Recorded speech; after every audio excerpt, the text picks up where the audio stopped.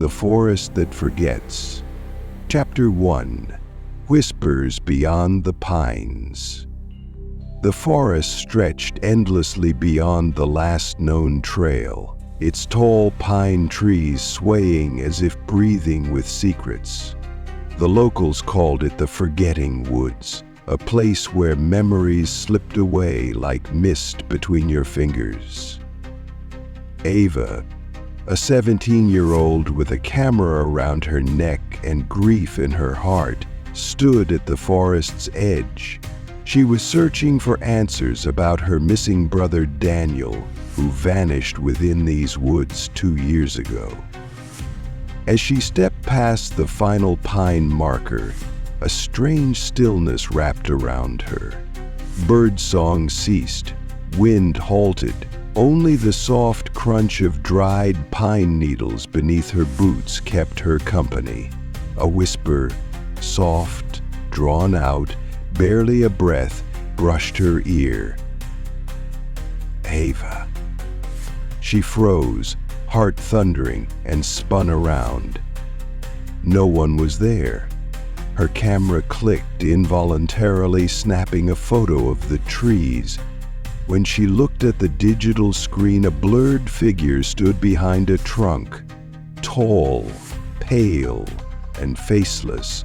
Her breath caught. She hadn't seen anyone there. The image shimmered briefly before turning into static. As dusk fell and shadows grew longer, Ava pressed forward. The further she went, the more disoriented she became. Landmarks shifted. Trails she'd marked vanished. But one thing remained constant: the whispers. They grew louder, more insistent. Not just her name now, but fragments of lullabies her mother used to sing. Pieces of Daniel's laugh, and even her own voice crying out in fear.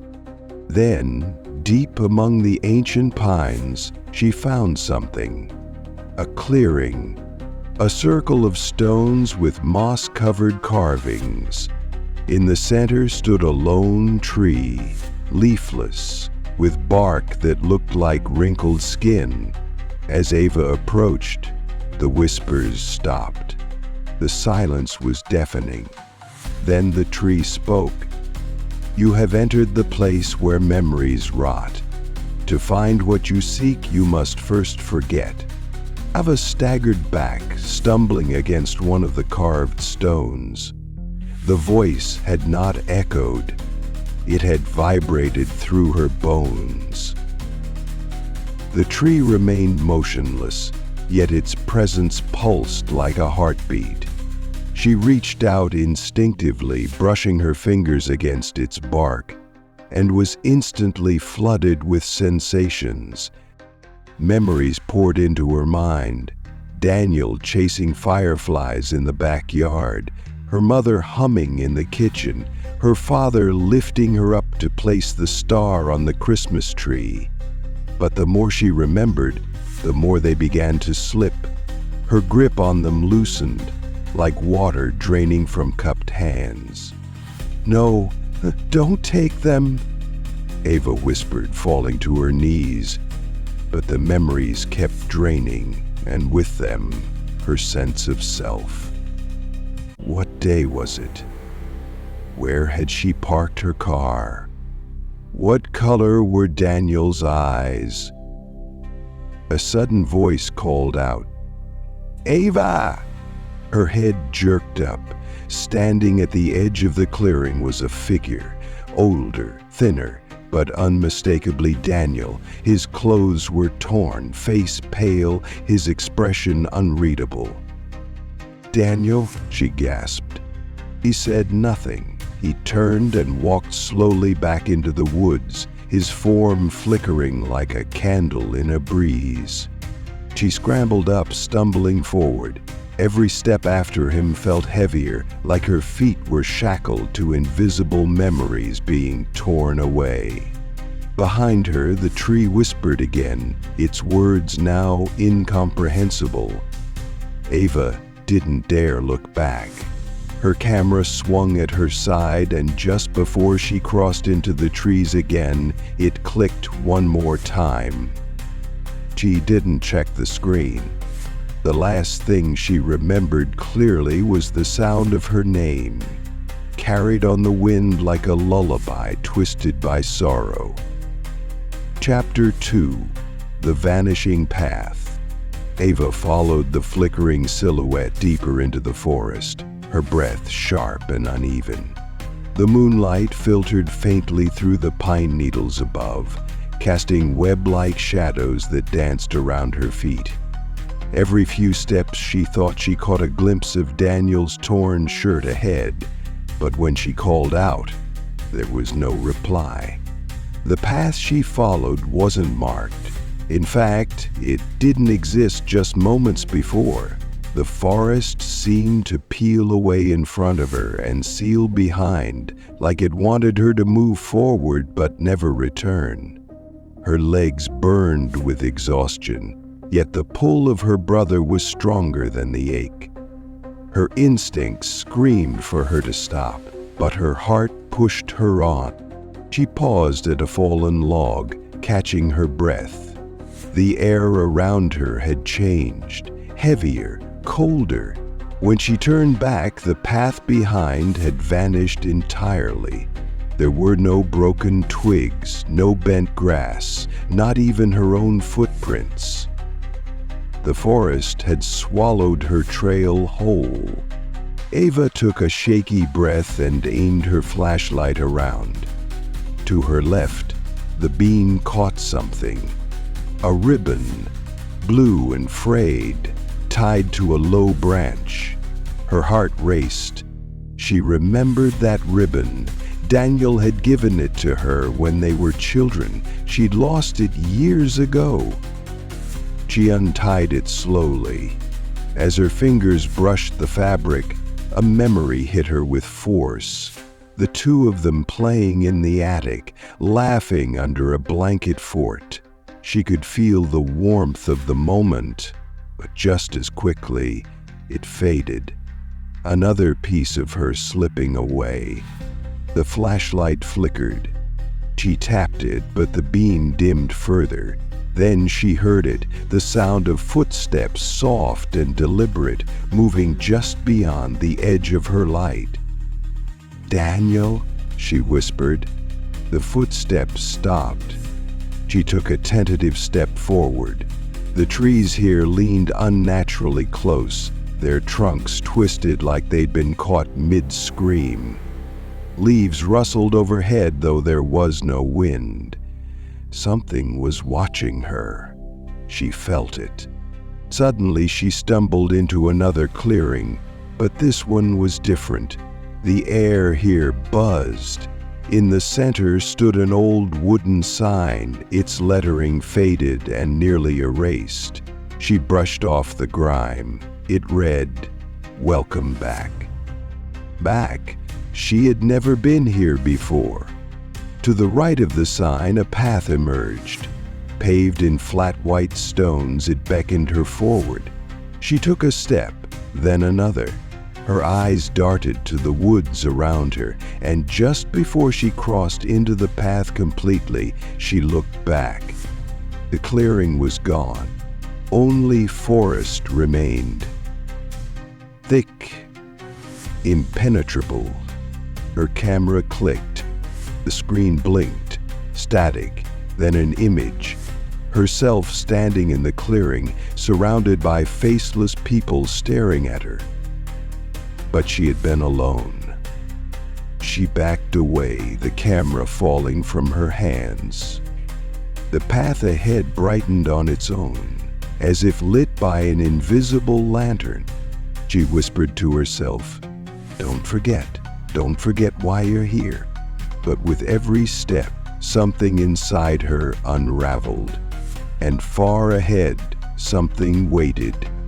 Something that remembered everything she tried to hold on to. Chapter 3: Footsteps in the Moss. The white stone path beneath Ava's feet crunched faintly with each cautious step. Though it shimmered faintly like moonstone, it gave off no warmth, only a growing sense of weight. The silence that enveloped her was eerie, like the entire forest held its breath. The deeper she ventured, the more the path changed. It thinned and began to crack until the stones gave way to soft, velvety moss. Green and luminous, the moss cushioned her steps and muffled all sound. Ava paused, realizing she could no longer hear even the rustle of her clothes or the sound of her own heartbeat. She crouched down and touched the moss. It pulsed faintly beneath her fingers, alive, breathing. Suddenly, a sound cut through the stillness. A footstep. Not hers. She straightened up and turned around. Nothing. The trees stood tall and still, their limbs curled like fingers holding secrets. Another step. Closer this time. Her breath caught. The moss remained undisturbed behind her, yet the sound came again, slower and heavier. It was like something unseen was trailing her every move. She began to walk again, faster this time. The moss muffled her own steps completely, but the other footsteps grew louder, matching her pace. When she stopped abruptly, so did they. Heart hammering, Ava raised her camera and snapped a photo behind her. The screen blinked an image of the forest, ordinary. But in the bottom corner stood a shadow, just barely visible, shaped like a person, long-limbed and impossibly still. She spun around. Nothing. But then, out of the corner of her eye, she saw it. A footprint, impressed into the moss ahead of her. She hadn't stepped there. The print was huge, almost twice the size of her own, with elongated toes and claw-like marks. She backed away slowly, lifting her camera again. Another photo. This time the shadow was closer, just behind her, too close. Without warning, a scream shattered the silence. Ava dropped her camera, clutching her ears. The sound wasn't human. It was raw, echoing with centuries of sorrow and rage. When it faded, the moss under her feet had turned a deep red, like it had absorbed the scream itself. She picked up the camera, hands trembling. The screen was cracked now, but it still worked. A new image had appeared. This time it was her, asleep on the moss floor, and something crouched over her. Faceless, draped in darkness, touching her forehead like it was pulling thoughts from her mind. She had never taken that photo. With renewed urgency, Ava broke into a run.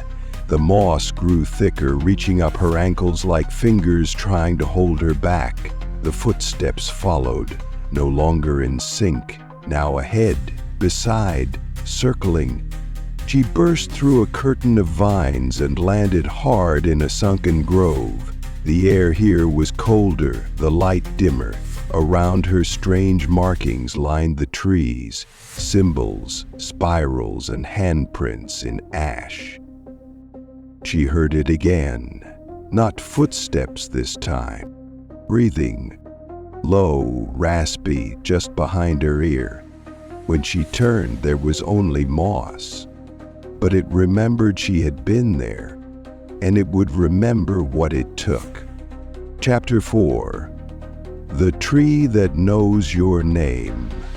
Ava stood at the edge of the sunken grove, catching her breath as her eyes adjusted to the dim green hue. The moss no longer grew here. Instead, thick black soil coated the forest floor, soaked with a scent that was both sweet and rotten. It smelled like wilted roses and old books. a smell that reminded her of funerals. In the center of the grove stood a massive tree unlike any she had seen before.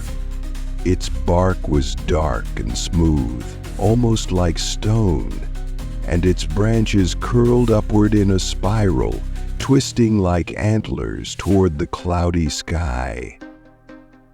As she stepped closer, she noticed something carved into the bark. Names. Hundreds of names, some fresh, some faded, some crossed out. She ran her fingers over a few of them. Aaron Blake, Milo Reyes, Tomas Wren. The names pulsed faintly under her fingertips like heartbeats. Then she found it. Ava Sinclair. Freshly carved, not by her. Her breath caught in her throat. The name glowed for a moment before fading back into the dark bark. She backed away quickly, but the tree let out a sound, a low, creaking groan, like a voice struggling to speak after centuries of silence. Then it did speak, not with words, with memory. Images poured into Ava's mind. Her first birthday party, her father lifting her up to touch the stars he'd painted on her ceiling, Daniel reading to her when she was sick. They came quickly, one after another, flashes of her entire life. She tried to hold on to them, but the more she remembered, the more distant the moments felt.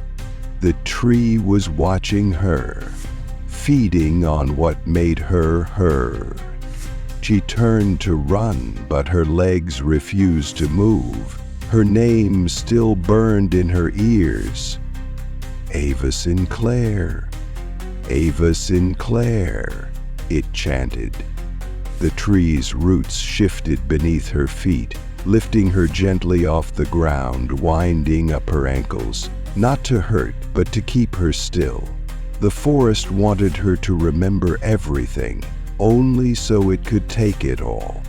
A voice, human this time, called from the tree line. Don't let it know your fear.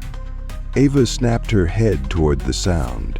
A woman stood at the edge of the grove, cloaked in vines and shadow, her eyes glowing softly.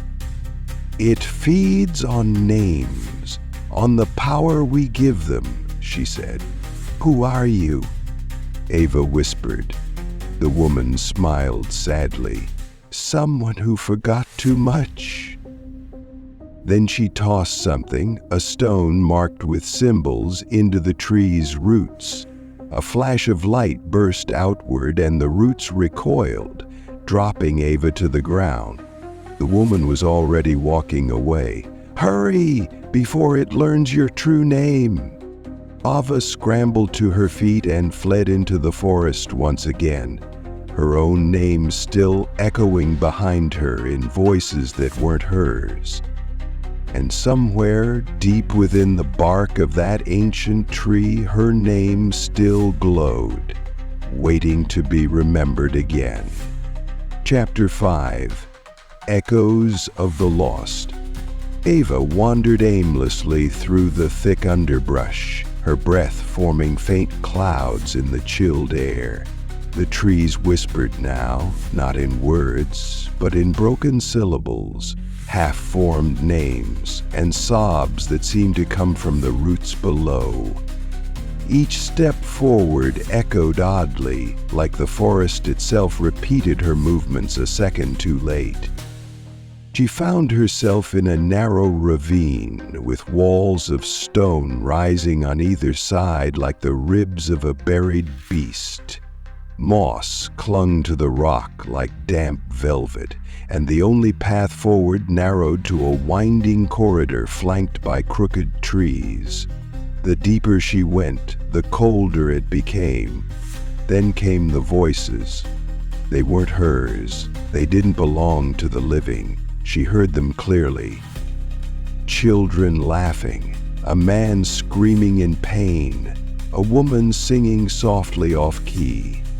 One voice broke through more clearly than the others. "Ava, help me, Daniel." She ran, heart pounding. The trees closed in, branches snagging her jacket, thorns pulling at her hair. But she didn't stop until she reached a dead end. A wall of twisted roots. She collapsed to her knees, sobbing. "Where are you?" The roots before her slowly pulled apart like curtain strings, revealing a hollow filled with mist. Inside stood shadowy figures, all of them watching her. Their faces were a blur, but she recognized one instantly. Daniel. He reached out a hand. "Don't forget me." She crawled forward, trying to reach him, but her fingers passed through him like smoke, and then he was gone. The mist thickened, pressing against her like water, and she couldn't breathe. She stood up, stumbled back. The voices grew louder. Stay with us. You belong here now. Forget the world." She screamed, and suddenly all went silent. The mist cleared, revealing a mirror standing upright in the middle of the hollow. It wasn't glass, it was water, completely still. She stepped closer and looked inside. Her reflection was not her own. It was her, but older. Eyes blank, face hollow, standing among the shadows. Ava stumbled back in horror. A crack formed in the mirror. Then a whisper. "Choose. To find him, or to remember who you are." Ava backed away from the hollow, her breath returning in ragged gasps. The forest behind her had changed again. Branches arched over the path like a tunnel. There was no going back, only forward. And in the echo of each footstep, she now heard her name repeating, sometimes as a plea, sometimes as a threat. Chapter 6. Fog that tastes like memory. As Ava pressed forward, the air around her thickened until it became a fog, dense, slow-moving, and oddly luminous. The trees ahead faded into shadows, their outlines swallowed in white. She paused, waving a hand in front of her face. The mist clung to her skin, damp and cold. Then she tasted it. It wasn't like rain or dew. It was familiar, sweet, like the frosting from her 8th birthday cake. Then a second flavor, cinnamon toast, just like the kind her mom made on Sundays. With every breath she took, the fog gave her another memory. The scent of her father's cologne, the warmth of Daniel's hoodie when he'd wrapped it around her shoulders, the sound of old cartoons playing in the background while she did her homework. Each sensation brought a wave of comfort and then confusion, because as they came, something else left. Ava felt her grip on the present begin to fade. She turned around to retrace her steps, but the path was gone. The fog had swallowed it. Panic stirred in her chest. She called out, "Daniel!" But her voice returned to her warped and unrecognizable. The mist moved with intention, swirling around her legs and urging her forward. She followed instinctively, unable to stop herself. Shapes began to form in the fog, ghostly silhouettes of people she knew, people she lost. Her grandparents waving from a porch swing, her childhood dog racing past her feet. Daniel sitting beneath a tree, laughing. She approached him, hand outstretched. "Ava," he said, "come sit with me. It's all here, everything we forgot." She hesitated. "I can't. I have to keep going." There's nothing out there, Daniel said gently. Out there, you'll lose more than you'll find. Stay here. We can remember together. She looked around. A field had formed, familiar, safe. The tree from her backyard, the swing, her favorite blanket. It was all here, wrapped in the fog. So tempting. She stepped closer, and her foot sank into the ground like wet sand. She looked down. The fog wasn't fog. It was hands, gray, transparent, grabbing at her ankles, pulling. The ground below shimmered with memories, yes, but they weren't hers. They were fragments stolen from others. She screamed and yanked her leg free. The illusion shattered. Daniel vanished. The tree dissolved. The swing burned into mist. She ran, breath ragged, until the fog thinned, but it clung to her clothes, her mind. Whispers still echoed in her head, repeating tiny pieces of memories she didn't know if she'd truly lived. As she emerged, she looked behind, and for a moment she forgot why she had come. But her name whispered through the trees again, and she remembered she had to find him before she forgot again. Chapter 7.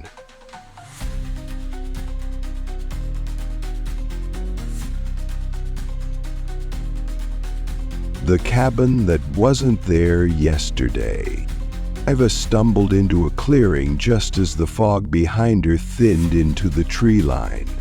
The space felt unnatural, like it had been carved from the forest by something not entirely human. In the center stood a wooden cabin, small, weathered, and dark, its roof sagging under the weight of pine needles and moss. Smoke curled faintly from its crooked chimney, and a faint golden light glowed from a single window. It hadn't been there before. She approached slowly, heart pounding. With each step, the air seemed to hum, a soft vibration deep in her chest, like the cabin was alive and aware of her presence. The door creaked open on its own. Inside, the light flickered from an oil lamp set on a dusty table. The room was filled with forgotten things, a cracked teacup, a child's shoe, a photograph half burned. The walls were covered with drawings, sketches of faces, some familiar, some horribly distorted. Daniel's was among them, etched with precision and care. Beside it, her own face stared back. She moved through the small space. Every creak of the wooden floor echoed too loudly, like the cabin remembered every sound that had ever passed through it. A mirror hung crookedly on the far wall, fogged over. When she wiped it clean, it didn't reflect the room. Instead, it showed the clearing from earlier, the tree with the names. But the tree was on fire, and it was screaming. Suddenly, a noise came from the room beyond the curtain. A soft shuffle. Breathing. Ava held her breath and moved toward the sound. She pushed the curtain aside and entered a bedroom cloaked in shadow. In the corner sat a rocking chair. It creaked slowly, though no one sat in it. On the bed was a journal. She picked it up. The cover was leather, scratched and worn, with initials burned into it, D.D. Daniel Sinclair. She flipped it open. The pages were filled with desperate scribbles, entries that shifted between clarity and madness. The forest remembers too much. If you remember too, it takes more. I write to keep myself here. If you find this, run. Don't trust the echoes. The pages shook in her hands. Behind her, the rocking stopped. A whisper drifted through the room.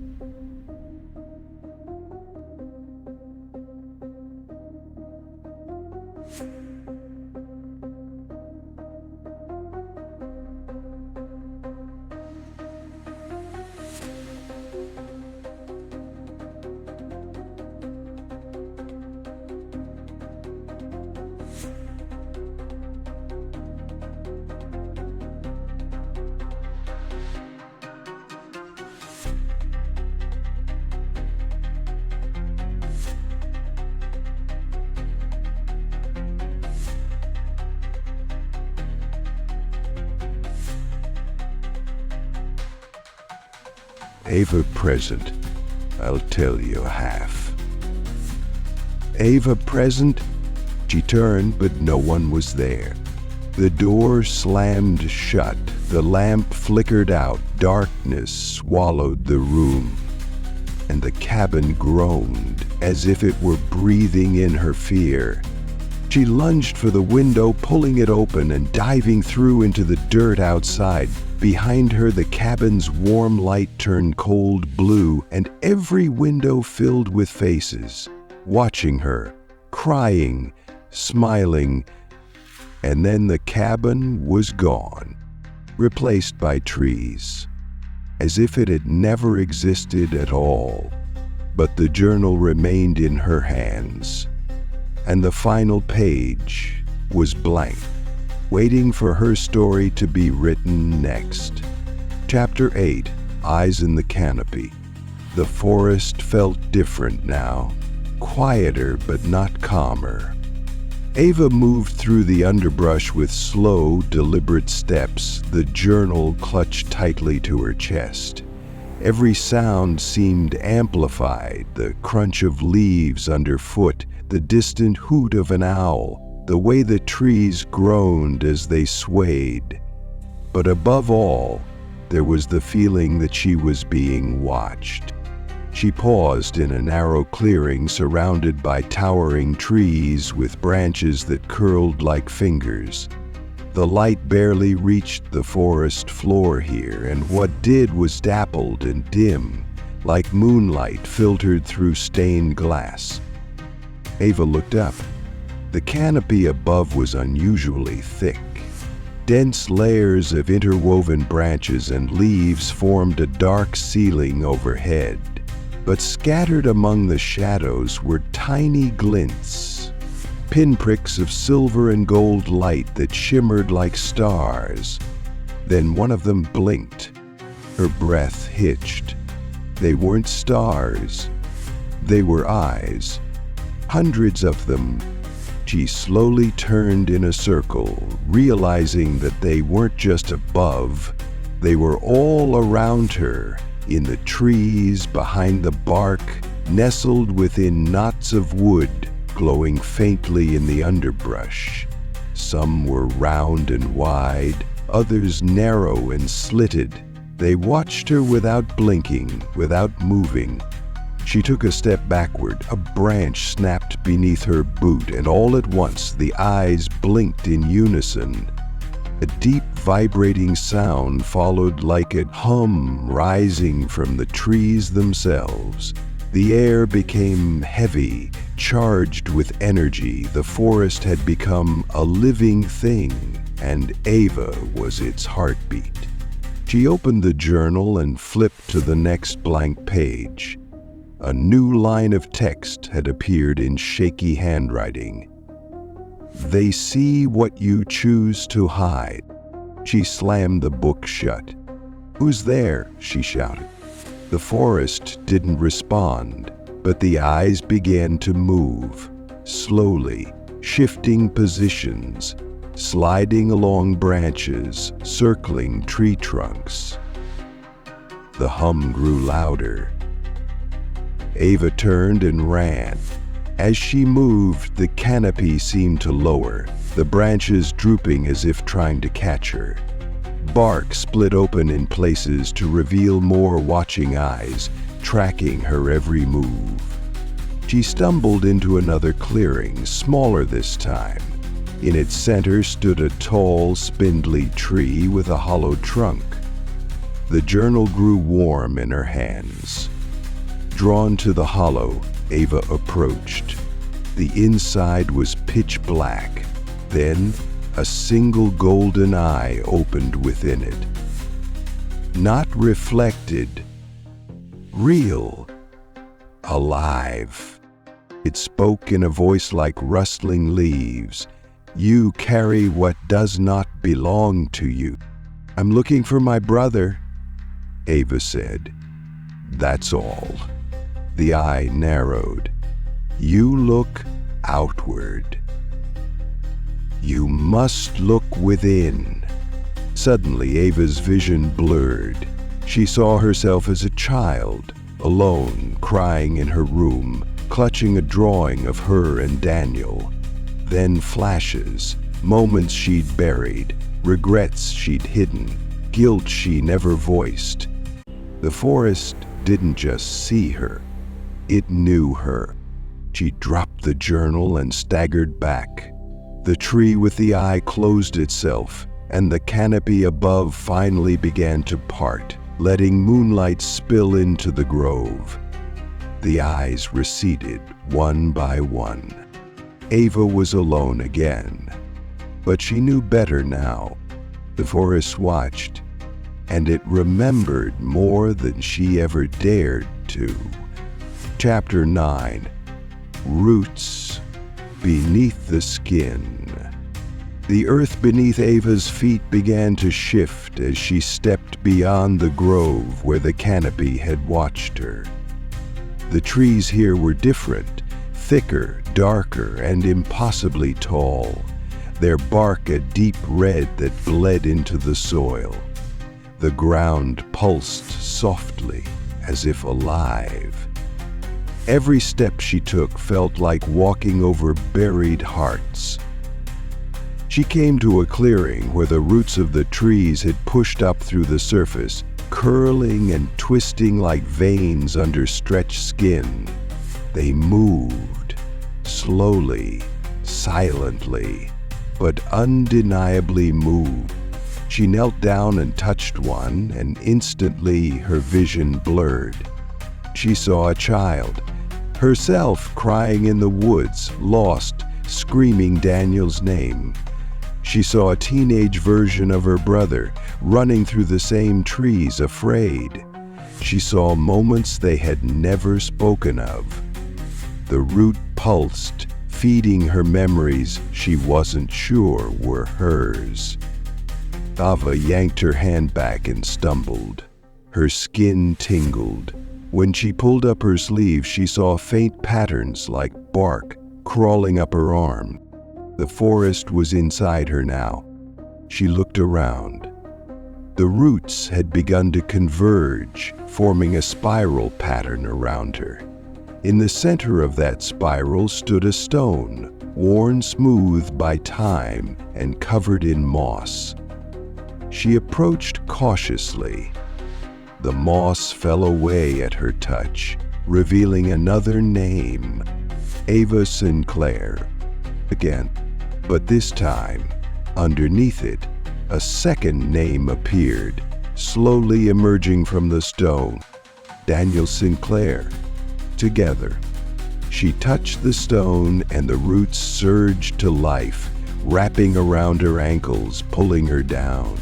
Not violently, but like they were inviting her to rest, to sink, to become part of the forest.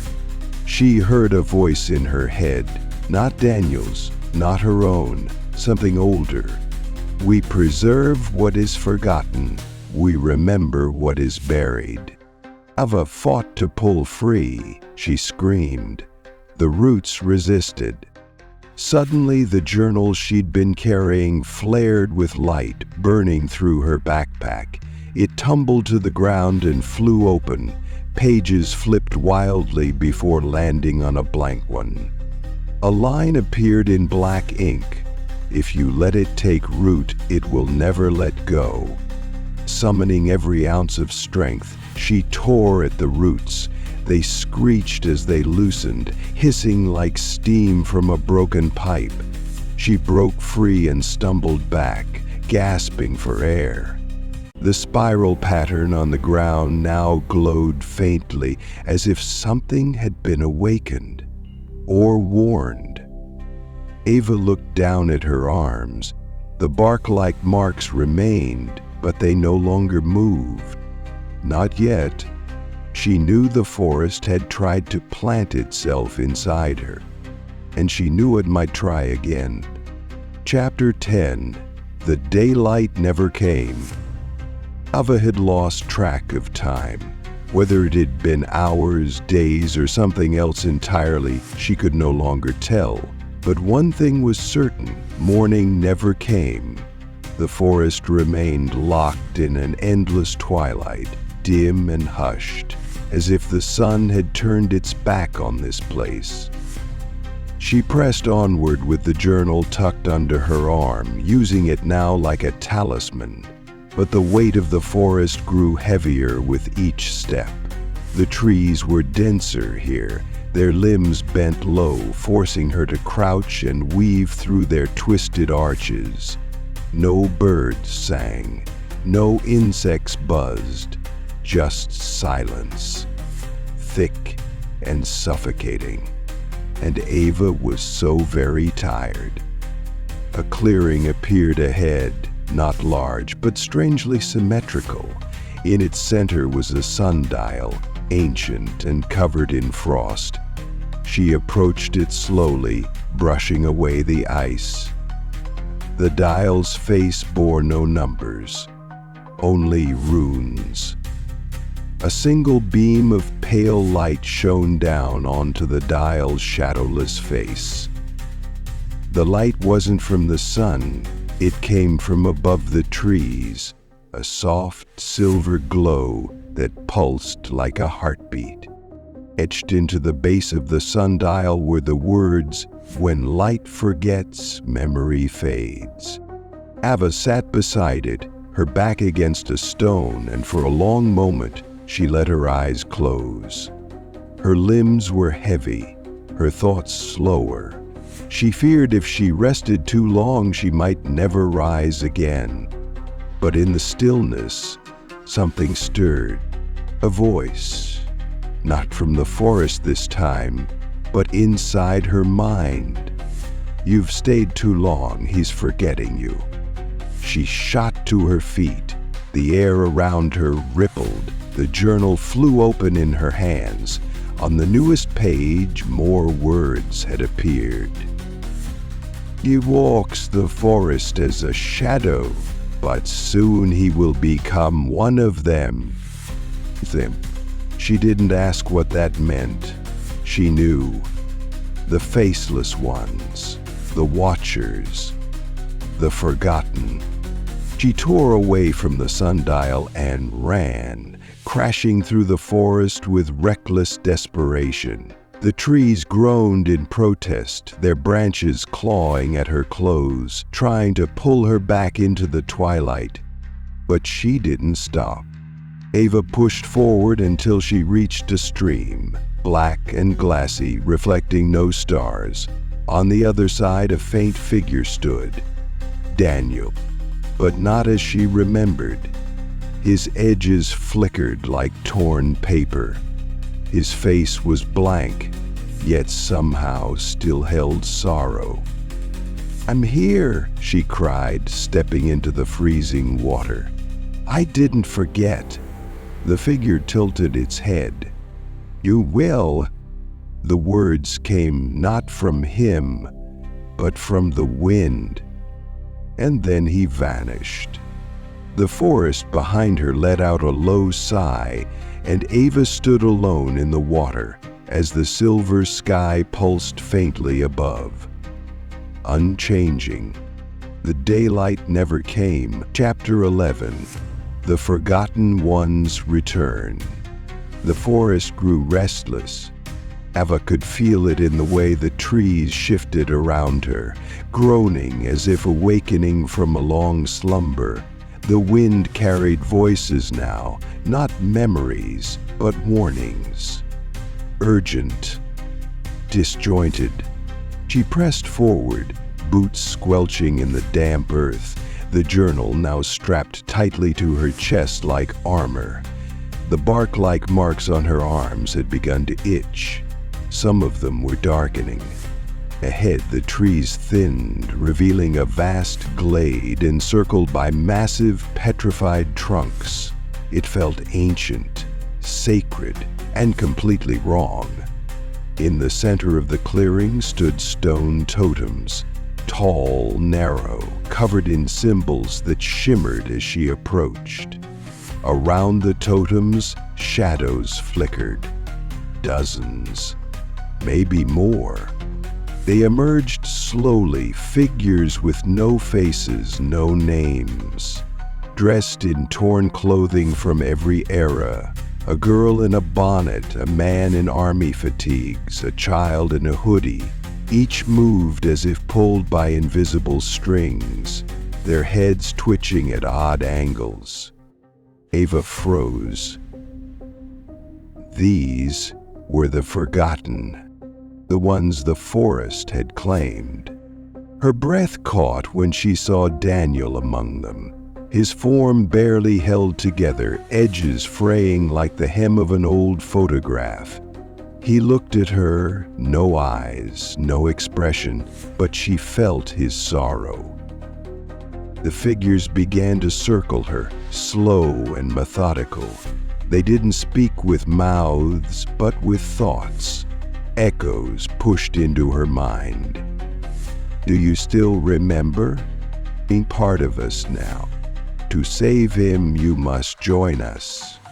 No, Ava whispered, holding the journal tightly. I'm not giving up. Not yet. The totems pulsed with light, and suddenly the clearing warped.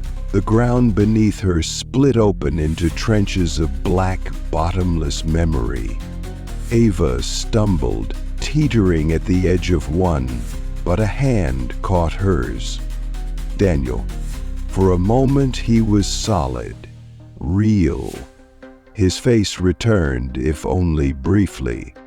Don't let them take me, he said, voice raw with fear. They're almost done. She gripped his hand, pulling him upward with everything she had. The forgotten shrieked, a high, whistling sound that bent the trees backward. The bark on her arms glowed. She screamed back. The journal flew open, pages turning violently. One page lit up and dissolved into ash. The shadows recoiled, hissing. The totems began to crack. Ava and Daniel fell to the ground together. He was still flickering, but something in his eyes had changed. There was hope. The clearing was no longer silent.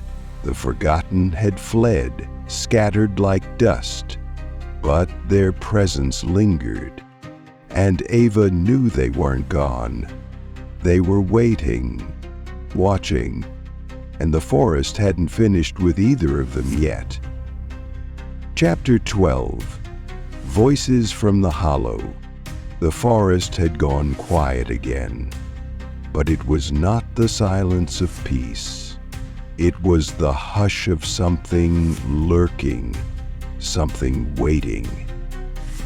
Ava and Daniel moved together now, their steps uncertain, their hands still linked as if letting go would break the fragile reality holding them together. They didn't speak. The forest made words feel heavy, like they might shatter if spoken aloud. Ahead, the terrain dipped sharply into a hollow carved deep into the earth, lined with pale stone and roots that dangled like veins exposed beneath skin. The ground here was smooth and cold. The air buzzed with faint static, and Ava's ears rang with a constant hum. The journal had gone silent again. No new words, no guidance. Just the weight of what it had already told her. Daniel pulled her sleeve. "Do you hear them?" he asked softly. At first she thought he meant the wind or the buzz in the air, but then she heard it. Voices, faint, overlapping like dozens of people whispering at once. She couldn't make out the words, only the cadence. Grief, longing, fear. Echoes of those left behind. Ava descended into the hollow. The deeper she went, the louder the voices became. Some grew clearer. One called her name, another pleaded, one simply wept. And then her mother's voice, clear, gentle. "Come home, Ava." Ava froze. Her mother had died 6 months ago. She turned to Daniel. "Did you hear that?" He nodded. "She said that to you after the accident, I remember." The hollow pulsed, the stone beneath her feet shimmering faintly. A shape formed ahead, a wall of fog that pulsed with moving shadows. From within, figures stepped forward. Not monsters, not faceless beings, but people she knew. Her grandmother, a teacher, a friend from elementary school who'd moved away and never returned. Her mother. They stood silently, eyes filled with sadness. "You're not real," Ava whispered. "You're just echoes." Her mother stepped closer. "That's what you want to believe. But we live in the hollow now. You brought us here." "No, I didn't." But the others echoed her mother's words. "You brought us here. You brought us here." The roots along the walls began to move, writhing, reaching. The hollow was alive. Daniel stepped in front of her. "Run." "But, run." Ava turned and climbed, the voices rising behind her, pleading, accusing, begging. She didn't look back, couldn't. Her fingers tore at the soil, her legs burned, but she kept climbing until her head broke through the tree line at the top. He rolled onto the forest floor, gasping for breath. Daniel emerged beside her, coughing, his form more solid than before, but still flickering. The hollow below them quieted, but the voices lingered. Not haunting, just waiting. Chapter 13. The Mirror Pond. The sky above Ava and Daniel had shifted again. Neither day nor night, but something caught in between. A silver haze that turned the world pale and quiet. They walked in silence through trees that arched like cathedral walls, their limbs hanging low with dripping moss. The forest opened gently ahead into a meadow blanketed with white flowers, their petals trembling as if breathing. At its center was a still body of water, circular, black, and so smooth it seemed like glass. The Mirror Pond. As they approached, the air grew colder. No insects buzzed here, no animals stirred. Even the wind refused to ripple the water's perfect surface. Ava dropped to her knees at the edge, peering into it. At first, she saw nothing, just the trees above reflected perfectly. Then, herself, but not as she was. In the reflection, she was standing, alone, older. Her eyes were empty, and behind her stood a forest of silhouettes, faceless, endless. She reached toward the image, and it changed. Now Daniel was there, standing beside her, flickering in and out like a bad signal. "This place shows what you carry," Daniel said softly. "What you're becoming." Ava looked at him. "Do you see yourself?" He nodded. He pointed to the pond, and she looked again. Her reflection now reached into the water and pulled something out. A journal. the same as the one she carried, only this one bled ink, dripping like oil from its pages. A whisper floated across the water. "Write your ending, or the forest will." Ava opened her real journal. The pages were turning themselves again, stopping on a blank spread. Her hands trembled. She looked up. A single drop fell from the sky and hit the pond. The surface rippled, and suddenly the water was no longer calm. Images swirled within it. Daniel as a child, Ava falling through roots, the cabin, the tree with her name, her mother's face in the hollow. Each image bled into the next, looping back and folding in on itself. Ava wrote one word: no. The pond hissed, the reflections fractured. Then a voice deeper than the forest itself spoke from the water. "Then you will unwrite everything." The meadow trembled. The white flowers wilted. Daniel grabbed her arm. "We have to go. But the answers, we are the answers now." Ava tore the page from the journal and threw it into the pond. The paper dissolved like salt in water. The pond screamed. Dozens of overlapping voices crying out in rage and loss. Then it went still. The water turned to mist, and the path ahead opened once more. Chapter 14. Memory bleeds here. The path that opened before Ava and Daniel was narrower than any they had followed before. Trees on either side pressed close, their trunks slick with sap that glistened red in the dim light.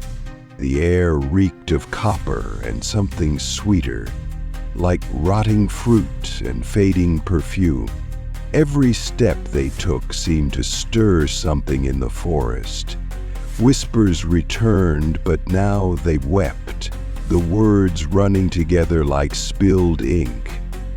Ava felt the pressure in her chest intensify, as if her memories were being squeezed out of her mind. Then she noticed the trees. They were bleeding. Not sap, not water, but memory. From the bark, scenes played like flickering film strips, fragments of lives once lived. A girl learning to dance in her living room, a soldier whispering a goodbye, a boy letting go of his mother's hand. Each memory was vivid for a second before fading back into the grain of the wood. Daniel stopped beside one of the trees. "That's me," he whispered. Ava looked closer. A younger version of Daniel smiled from within the trunk, reading under a tree in their backyard. His lips moved, mouthing words she knew by heart, the first book he'd ever read aloud. "It's trying to preserve us," Ava said, "like the others." "No," Daniel replied, "it's trying to be us." As they continued, the path grew slippery. The forest floor glistened with more of the red sap, and every so often they'd step on something soft, too soft. Ava looked down and realized they were walking over old photographs. Thousands of them, layered and worn, faces blurred, names scribbled and crossed out. As she knelt to pick one up, the photo melted in her hands, absorbing into her skin. Her head throbbed. A flood of new memories surged. Memories she didn't recognize. A wedding she'd never attended. A goodbye she never said. A life she didn't live. She staggered back, clutching the journal. It was warm again. A line appeared. "Here, even borrowed memories leave scars." A scream split the air. Ahead, a tree twisted violently, its bark splitting open. From within, a figure fell forward, gray-skinned, gasping, with Daniel's eyes. Another Daniel. Ava froze. The two Daniels looked at each other, one flickering, one bleeding. "Which one of us do you trust?" they asked in unison. She didn't answer. The forest didn't wait. Roots exploded from the ground, dragging the bleeding version away. The flickering Daniel collapsed to his knees. Ava rushed to him, trembling. "I don't know what's real anymore," she whispered. "Neither does the forest," Daniel replied. "But it remembers everything, even what never happened." They stood together as the path narrowed again, forcing them forward. Behind them, the trees pulsed with red light, and every step forward felt like it pulled part of them apart. Memory bled here, and it was far from done. Chapter 15. The Forest Remembers. Ava and Daniel emerged into the final clearing as if the forest had exhaled them. The trees surrounding them stood farther apart now, taller than ever, their trunks faded to white like old bones. The air was still and heavy, thick with the scent of moss and something ancient.